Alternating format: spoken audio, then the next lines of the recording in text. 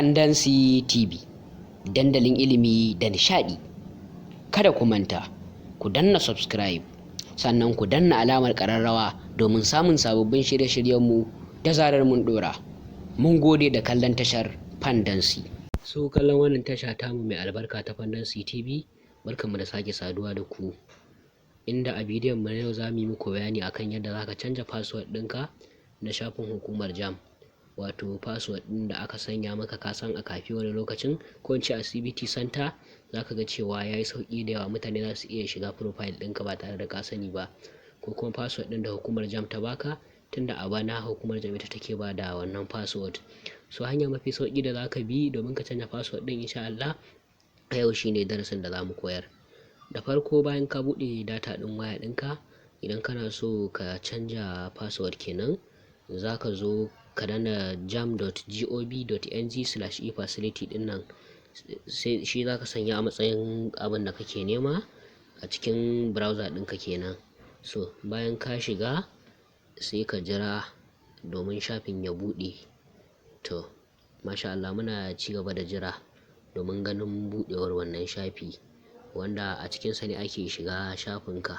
To masha Allah, kana zuwa daga can sama ɓangaren hannunka na dama za ka ga gun da aka rubuta create efacility/account login, sai ka taɓa shi.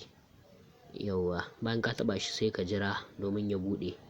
To alhamdulillah, bayan ya buɗe, gidan sama za ka ga ya ce ka sa email, gidan ƙasa ka sa password ɗinka. So sai ka sa email ɗin da kake son shiga domin ka yi aikin da shi. To kamar yadda kuke gani, mun sa email kuma mun sa password.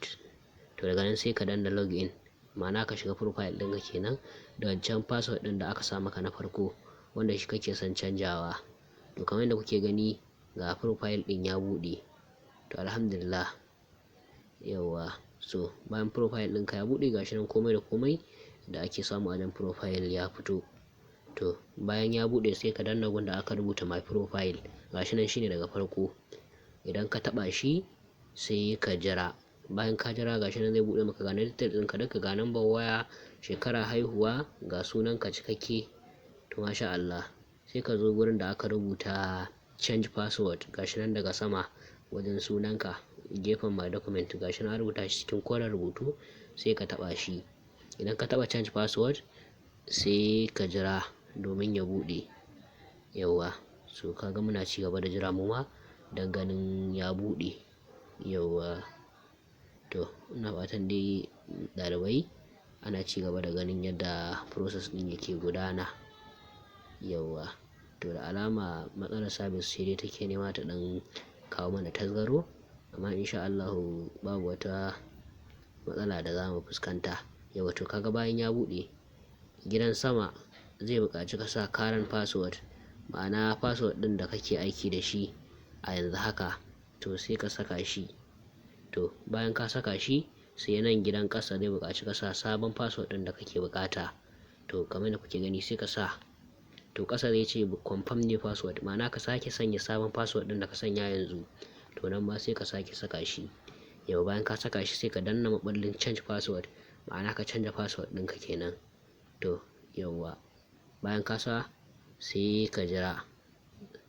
Masha Allah, kaga ya ce change was successful, ma'ana canjin da kai so yayi daidai, komai yayi kammala yadda ya kamata. So wannan shine matakin da zaka bi domin ka canja password ɗinka. Daga ka canja wannan password ɗin, idan ka dawo shiga, so zaka shiga shafinka ne da sabon password ɗinka, ba wancan tsohon ba.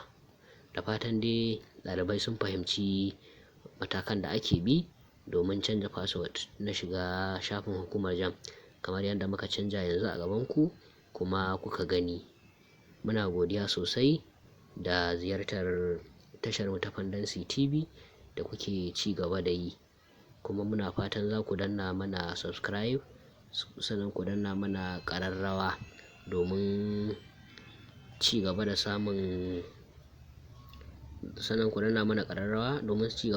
bidiyoyinmu da zarar mun ɗora muku su a nan gaba. So kun ga da nayi ƙoƙarin shiga da tsohon password ɗin ya ce min invalid, amma gashi yanzu da na sa sabon password ɗin kun ga ya buɗe. To wannan shine password ɗin ya canji kenan. Wannan shine matakin da kowane ɗalibi zai bi domin canja password ɗinsa a duk sanda yake buƙata. Mun gode da ziyartar tashar Fandancy TV.